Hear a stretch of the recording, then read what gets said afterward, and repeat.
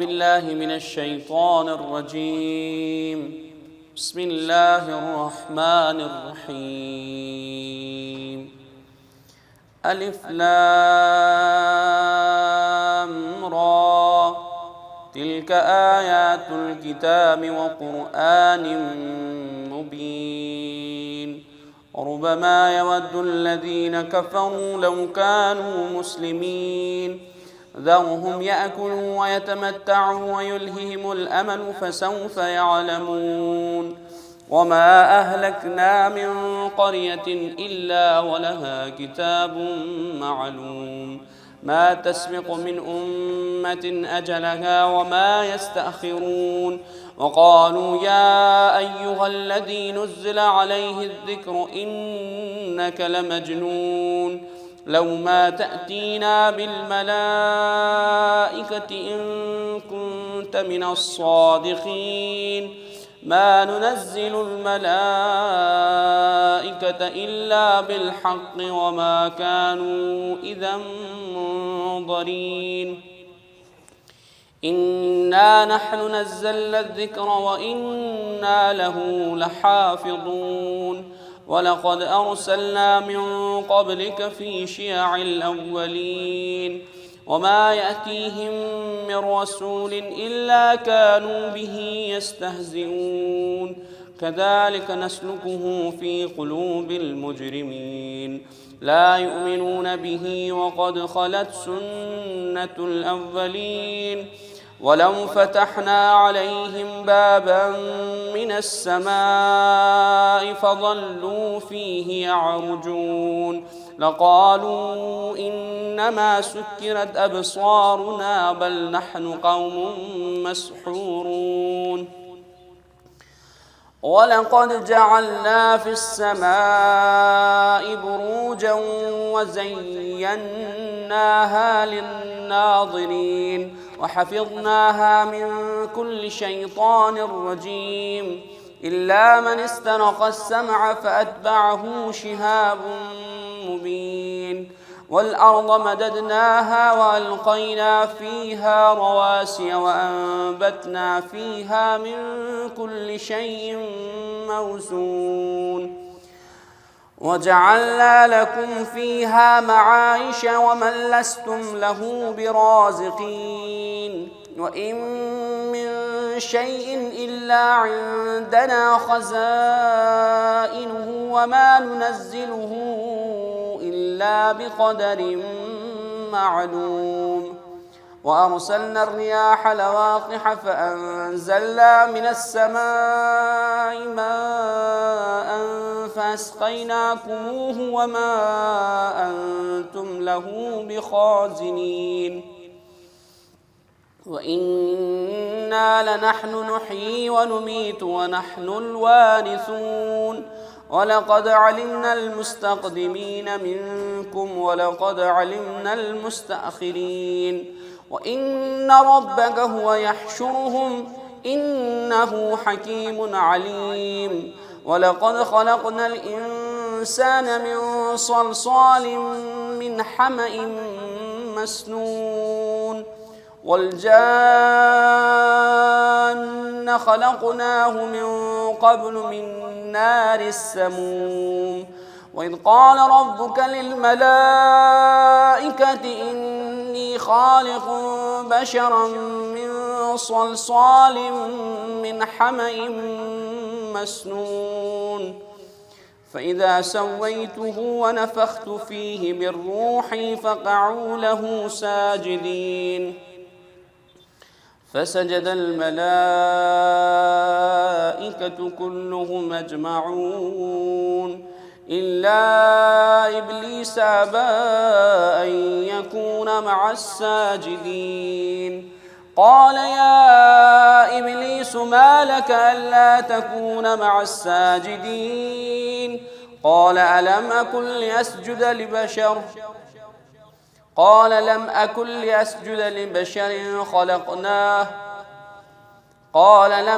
لأسجد لبشر خلقته من صلصال من حمأ مسنون.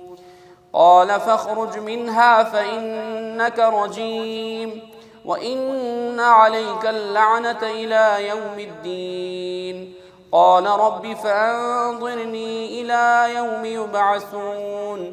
قال فإنك من المنظرين إلى يوم الوقت المعلوم. قال رب فبما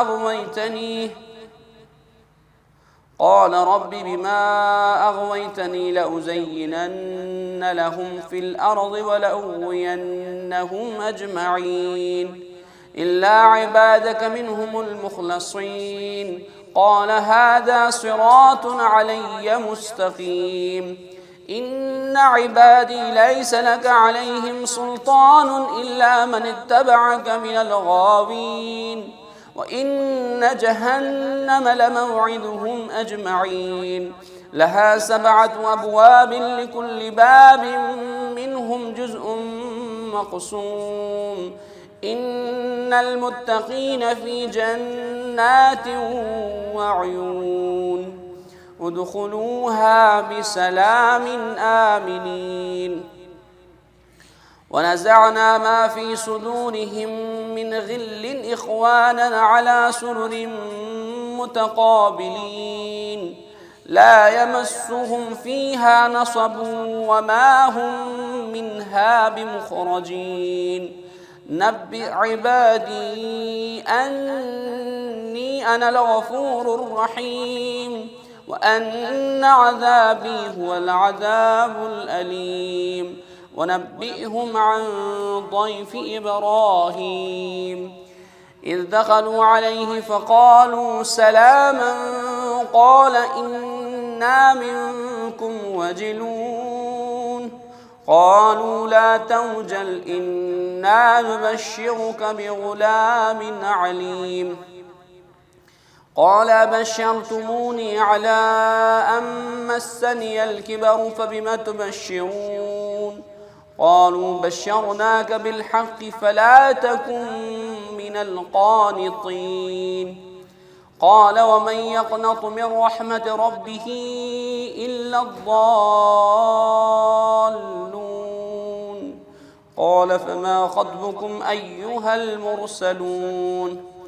قالوا إنا أرسلنا إلى قوم مجرمين إلا آل لوط إنا لمنجوهم أجمعين إلا امرأته قدرنا إنها لمن الغابرين. فلما جاء آل لوط المرسلون قال إنكم قوم منكرون. قالوا بل جئناك بما كانوا فيه يمترون وأتيناك بالحق وإنا لصادقون. فأسر بأهلك بقطع من الليل واتبع أدبارهم ولا يلتفت منكم أحد وامضوا حيث تؤمرون. وقضينا إليه ذلك الأمر أن دابر هؤلاء مقطوع مصبحين. وجاء أهل المدينة يستبشرون قال إن هؤلاء ضيفي فلا تفضحون واتقوا الله ولا تخزون. قالوا أولم ننهك عن العالمين؟ قال هؤلاء بناتي إن كنتم فاعلين لعمرك إنهم لفي سكرتهم يعمهون فأخذتهم الصيحة مشرقين فجعلنا عاليها سافلها وأمطرنا عليهم حجارة من سجيل إن في ذلك لآيات للمتوسمين وإنها لبسبيل مقيم إن في ذلك لآية للمؤمنين. وإن كان أصحاب الأيكة لظالمين فانتقمنا منهم وإنهما لبإمام مبين ولقد كذب أصحاب الحجر المرسلين وآتيناهم آياتنا فكانوا عنها معرضين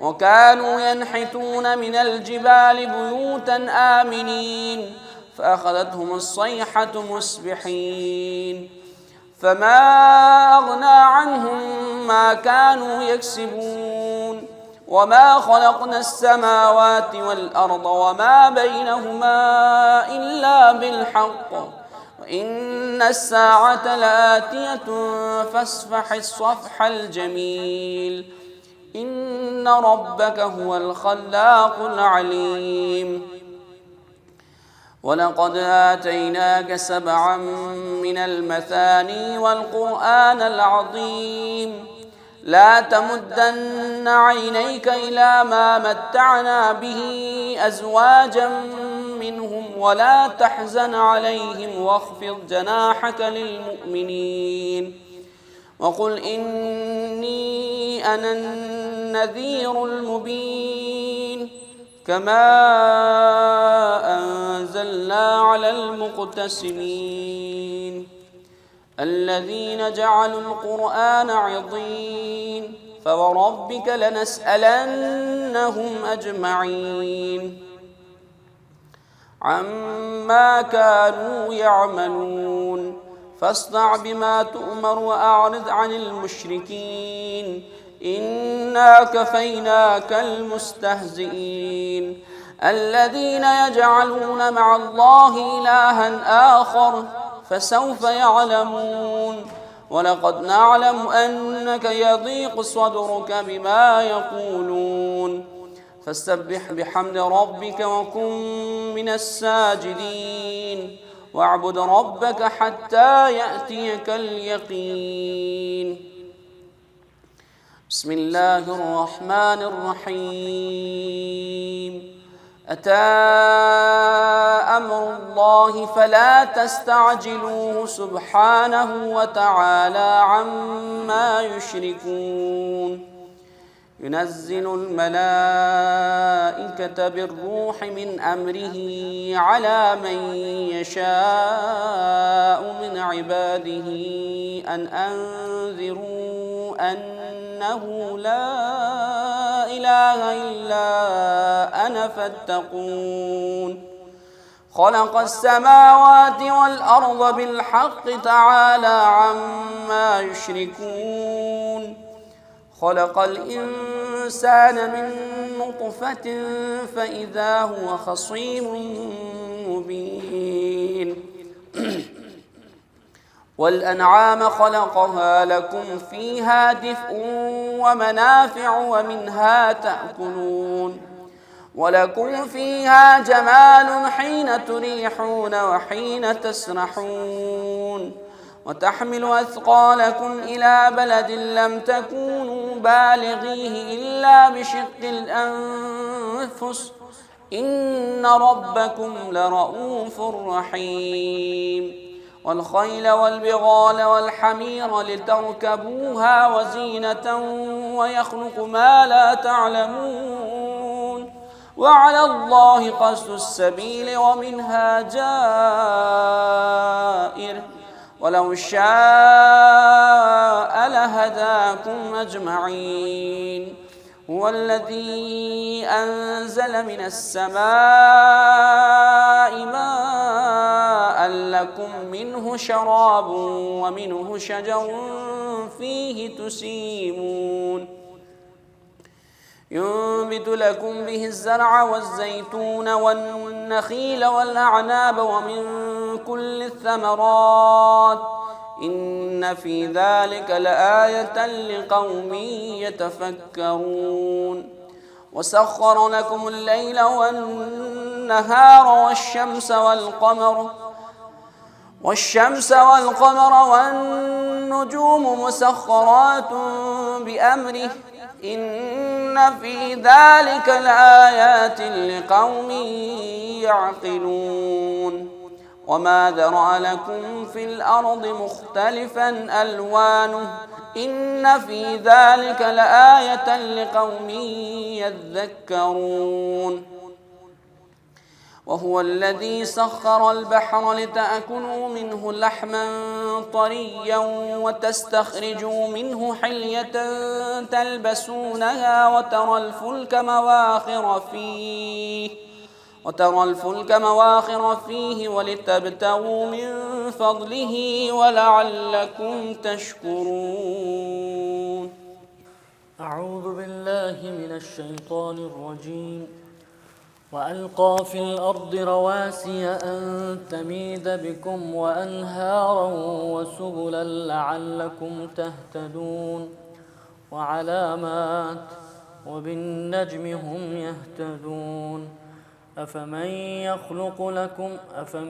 يخلق كمن لا يخلق أفلا تذكرون وإن تعدوا نعمة الله لا تحصوها إن الله لغفور رحيم والله يعلم ما تسرون وما تعلنون والذين يدعون من دون الله لا يخلقون شيئا وهم يخلقون أموات غير أحياء وما يشعرون أيان يبعثون إلهكم إله واحد فالذين لا يؤمنون بالآخرة قلوبهم منكرة وهم مستكبرون لا جرم أن الله يعلم ما يسرون وما يعلنون إنه لا يحب المستكبرين وإذا قيل لهم ماذا أنزل ربكم قالوا أساطير الأولين ليحملوا أوزارهم كاملة يوم القيامة ومن أوزار الذين يضلونهم بغير علم ألا ساء ما يزرون قد مكر الذين من قبلهم فأتى الله بنيانهم من القواعد فخر عليهم السقف من فوقهم وأتاهم العذاب من حيث لا يشعرون ثم يوم القيامة يخزيهم ويقول أين شركائي الذين كنتم تشاقون فيهم قال الذين أوتوا العلم إن الخزي اليوم والسوء على الكافرين الذين تتوفاهم الملائكة ظالمي أنفسهم فألقوا السلم ما كنا نعمل من سوء بلى إن الله عليم بما كنتم تعملون فادخلوا أبواب جهنم خالدين فيها فلبئس مثوى المتكبرين وقيل للذين اتقوا ماذا أنزل ربكم قالوا خيرا للذين أحسنوا في هذه الدنيا حسنة ولدار الآخرة خير ولنعم دار المتقين جنات عدن يدخلونها تجري من تحتها الأنهار لهم فيها ما يشاءون كذلك يجزي الله المتقين الذين تتوفاهم الملائكة طيبين يقولون سلام عليكم ادخلوا الجنة بما كنتم تعملون هل ينظرون إلا أن تأتيهم الملائكة أو يأتي أمر ربك كذلك فعل الذين من قبلهم وما ظلمهم الله ولكن كانوا أنفسهم يظلمون فأصابهم سيئات ما عملوا وحاق بهم ما كانوا به يستهزئون وقال الذين أشركوا لو شاء الله ما عبدنا من دونه من شيء نحن ولا آباؤنا ولا حرمنا من دونه من شيء كذلك فعل الذين من قبلهم فهل على الرسل إلا البلاغ المبين ولقد بعثنا في كل أمة رسولا أن اعبدوا الله واجتنبوا الطاغوت فمنهم من هدى الله ومنهم من حقت عليه الضلالة فسيروا في الأرض فانظروا كيف كان عاقبة المكذبين إن تحرص على هداهم فإن الله لا يهدي من يضل وما لهم من ناصرين وأقسموا بالله جهد أيمانهم لا يبعث الله من يموت بلى وعدا عليه حقا ولكن أكثر الناس لا يعلمون ليبين لهم الذي يختلفون فيه وليعلم الذين كفروا أنهم كانوا كاذبين إنما قولنا لشيء إذا أردناه أن نقول له كن فيكون والذين هاجروا في الله من بعد ما ظلموا لنبوئنهم في الدنيا حسنة ولأجر الآخرة أكبر لو كانوا يعلمون الذين صبروا وعلى ربهم يتوكلون وما أرسلنا من قبلك إلا رجالا نوحي إليهم فاسألوا أهل الذكر إن كنتم لا تعلمون بالبينات والزبر وأنزلنا إليك الذكر لتبين للناس ما نزل إليهم ولعلهم يتفكرون أفأمن الذين مكروا السيئات أن يخسف الله بهم الأرض أو يأتيهم العذاب من حيث لا يشعرون أو يأخذهم في تقلبهم فما هم بمعجزين أو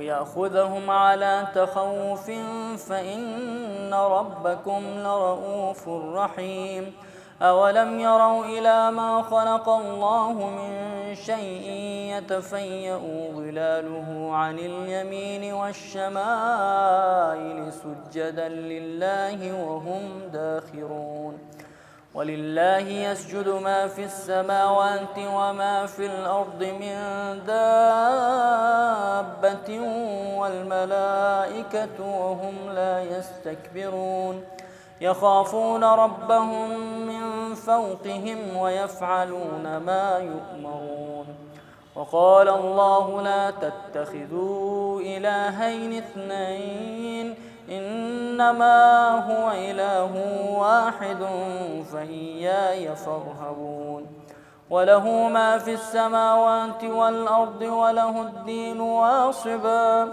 أفغير الله تتقون وما بكم من نعمة فمن الله ثم إذا مسكم الضر فإليه تجأرون ثم إذا كشف الضر عنكم إذا فريق منكم بربهم يشركون ليكفروا بما آتيناهم فتمتعوا فسوف تعلمون ويجعلون لما لا يعلمون نصيبا مما رزقناهم تالله لتسألن عما كنتم تفترون ويجعلون لله البنات سبحانه ولهم ما يشتهون وإذا بشر أحدهم بالأنثى ظل وجهه مسودا وهو كظيم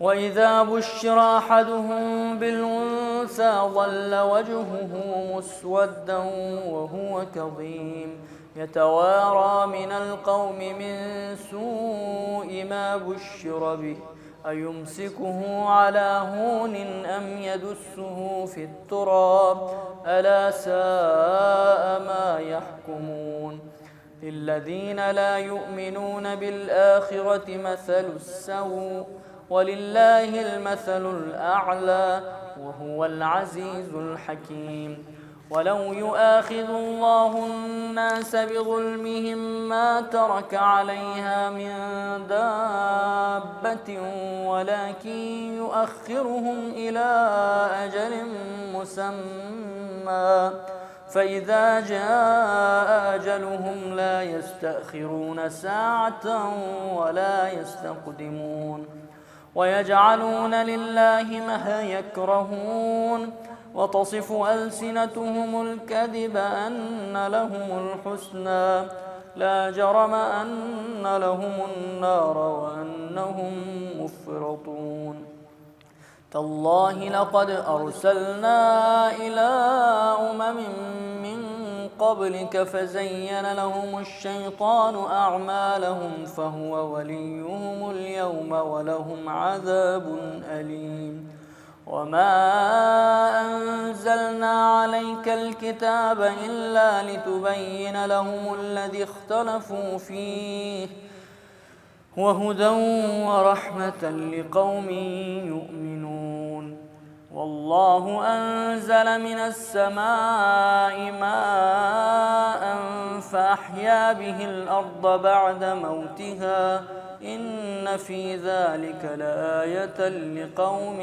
يسمعون وإن لكم في الأنعام لعبرة نسقيكم مما في بطونه من بين فرث ودم لبنا خالصا سائغا للشاربين ومن ثمرات النخيل والأعناب تتخذون منه سكرا ورزقا حسنا إن في ذلك لآية لقوم يعقلون وأوحى ربك إلى النحل أن اتخذي من الجبال بيوتا ومن الشجر ومما يعرشون ثم كلي من كل الثمرات فاسلكي سبل ربك ذللا يخرج من بطونها شراب مختلف ألوانه فيه شفاء للناس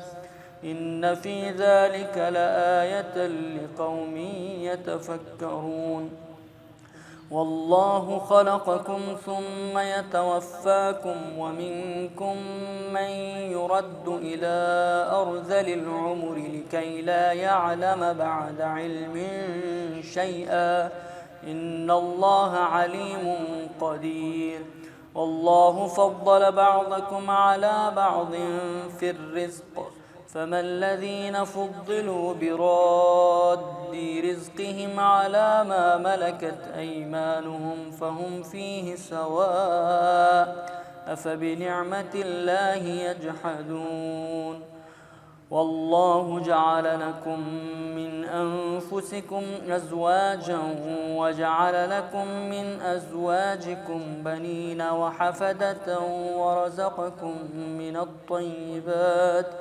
أفبالباطل يؤمنون وبنعمة الله هم يكفرون ويعبدون من دون الله ما لا يملك لهم رزقا من السماوات والأرض شيئا ولا يستطيعون فلا تضربوا لله الأمثال إن الله يعلم وأنتم لا تعلمون ضرب الله مثلا عبدا مملوكا لا يقدر على شيء ومن رزقناه منا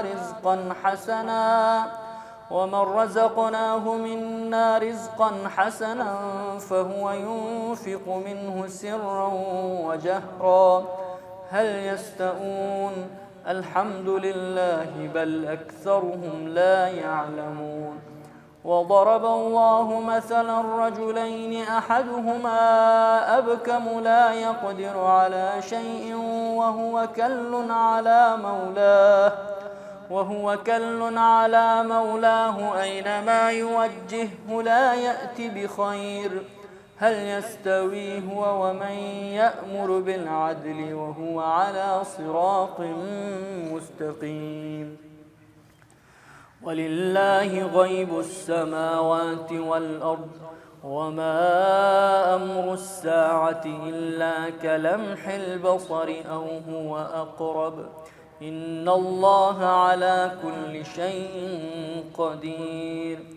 والله أخرجكم من بطون أمهاتكم لا تعلمون شيئا وجعل لكم السمع والأبصار والأفئدة لعلكم تشكرون. ألم يروا إلى الطير مسخرات في جو السماء ما يمسكهن إلا الله إن في ذلك لآيات لقوم يؤمنون. والله جعل لكم من بيوتكم سكنا وجعل لكم من جلود الأنعام بيوتا تستخفونها يوم ضعنكم ويوم إقامتكم ومن أصوافها وأوبارها وأشعارها أثاثا ومتاعا إلى حين. والله جعل لكم مما خلق ظلالا وجعل لكم من الجبال أكنانا وجعل لكم سرابيل تقيكم الحر وسرابيل تقيكم بأسكم كذلك يتم نعمته عليكم لعلكم تسلمون. فإن تولوا فإنما عليك البلاغ المبين. يعرفون نعمة الله ثم ينكرونها وأكثرهم الكافرون. ويوم نبعث من كل أمة شهيدا ثم لا يؤذن للذين كفروا ولا هم يستعتبون. وإذا رأى الذين ظلموا العذاب فلا يخفف عنهم ولا هم ينظرون. وإذا رأى الذين أشركوا شركاءهم قالوا ربنا هؤلاء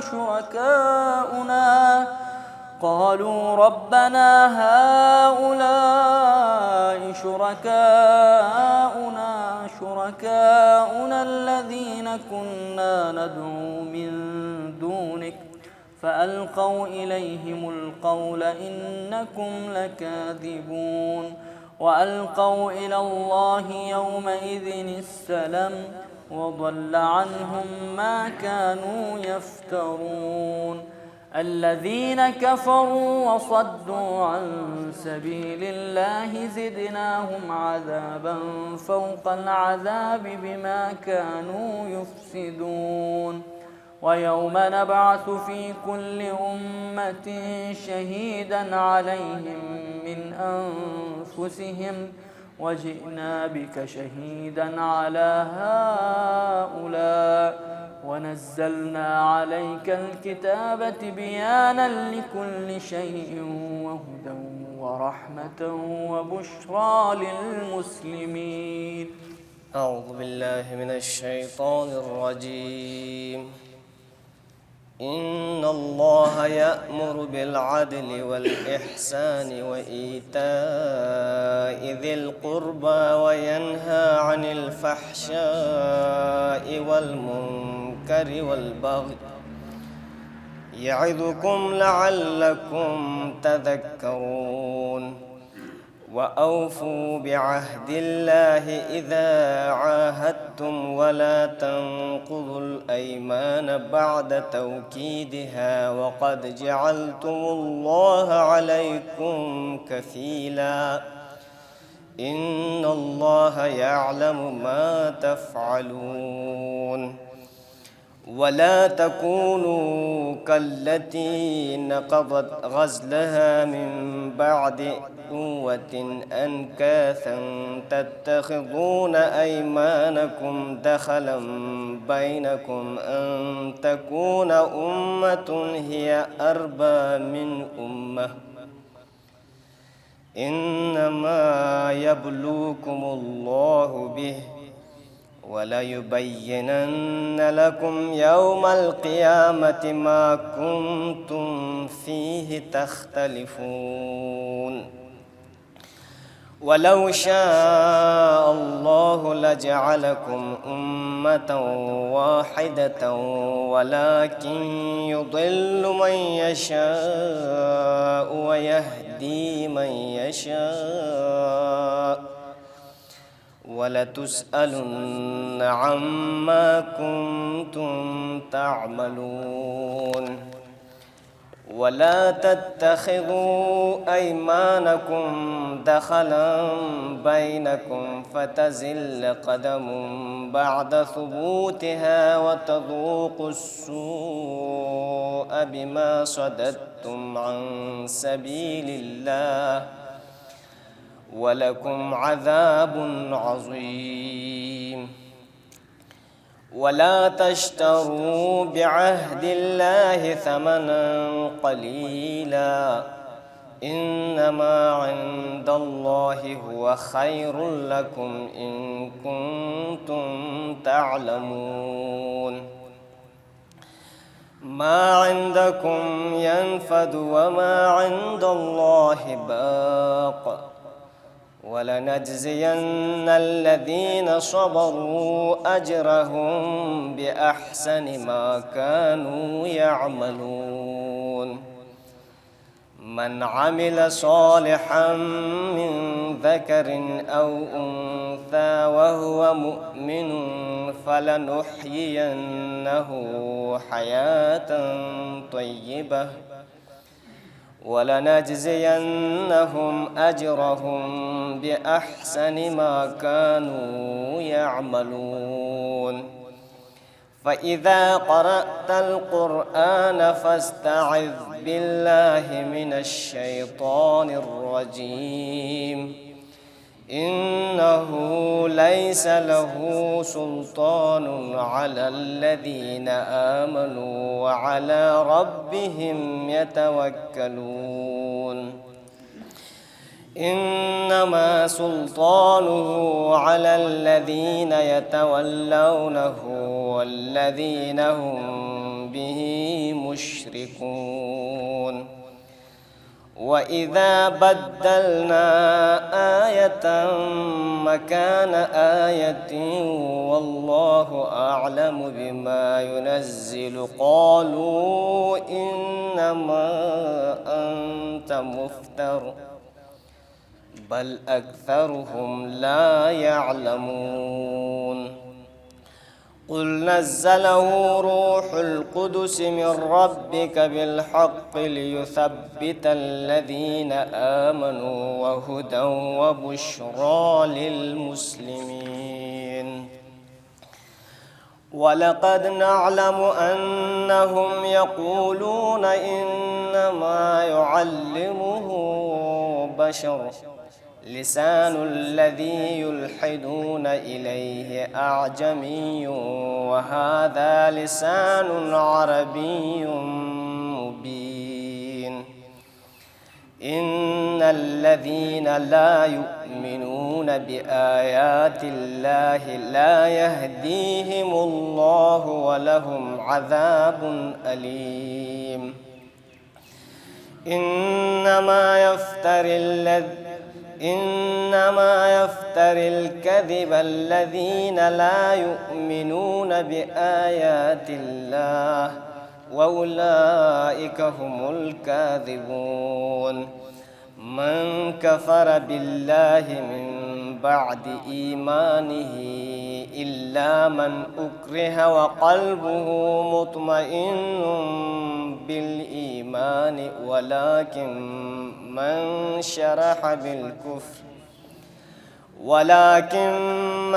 شرح بالكفر صدرا فعليهم غضب من الله ولهم عذاب عظيم. ذلك بأنهم استحبوا الحياة الدنيا على الآخرة وأن الله لا يهدي القوم الكافرين. أولئك الذين طبع الله على قلوبهم وسمعهم وأبصارهم وأولئك هم الغافلون. لا جرم أنهم في الآخرة هم الخاسرون. ثم إن ربك للذين هاجروا من بعد ما فتنوا ثم جاهدوا وصبروا إن ربك من بعدها لغفور رحيم. يوم تأتي كل نفس تجادل عن نفسها وتوفى كل نفس ما عملت وهم لا يظلمون. وضرب الله مثلا قرية كانت آمنة مطمئنة يأتيها رزقها رغدا من كل مكان فكفرت بأنعم الله فأذاقها الله لباس الجوع والخوف بما كانوا يصنعون. ولقد جاءهم رسول منهم فكذبوه فأخذهم العذاب وهم ظالمون. فكلوا مما رزقكم الله حلالا طيبا واشكروا نعمة الله إن كنتم إياه تعبدون. إنما حرم عليكم الميتة والدم ولحم الخنزير وما أهل لغير الله به فمن اضطر غير باغ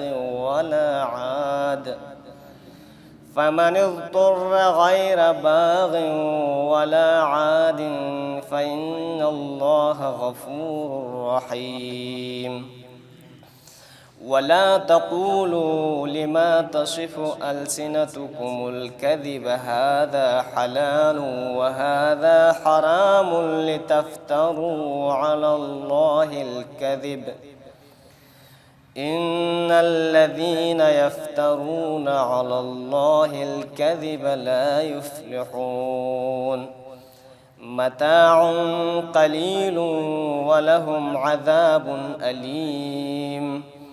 وعلى الذين هادوا حرمنا ما قصصنا عليك من قبل وما ظلمناهم ولكن كانوا أنفسهم يظلمون.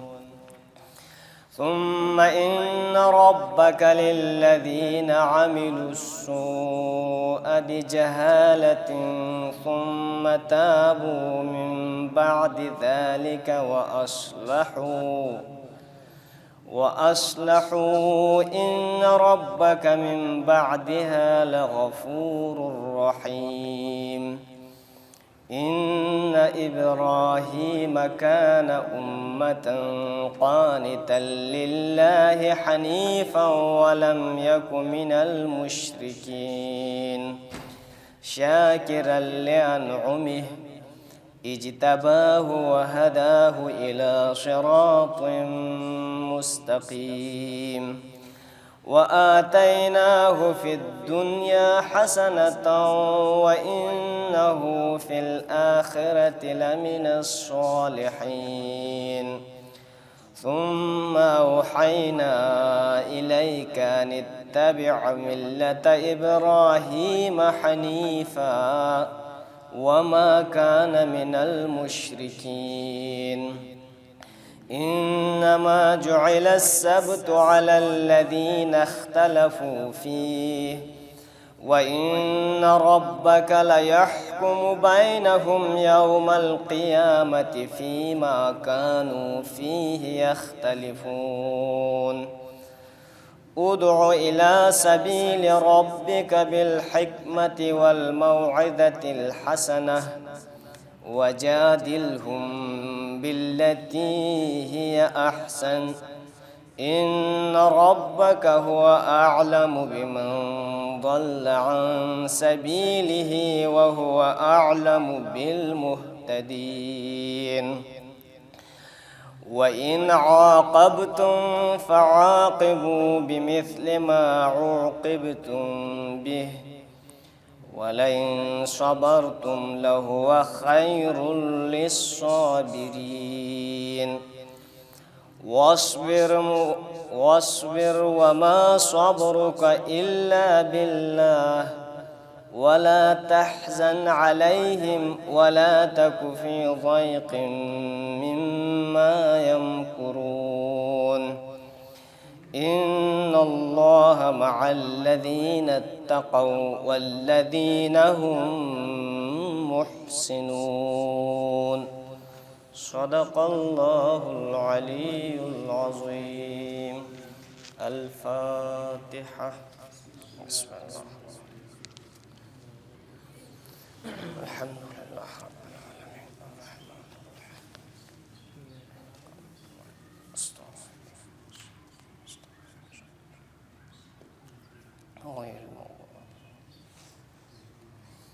بسم الله الرحمن الرحيم قل هو الله أحد الله الصمد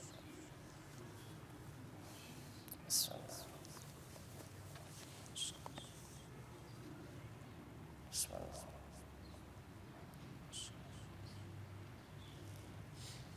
اللهم اغفر للمؤمنين والمؤمنات والمسلمين والمسلمات الأحياء منهم والأموات اللهم تابع بيننا وبينهم الخيرات إنك مجيب الدعوات إنك على كل شيء قدير برحمتك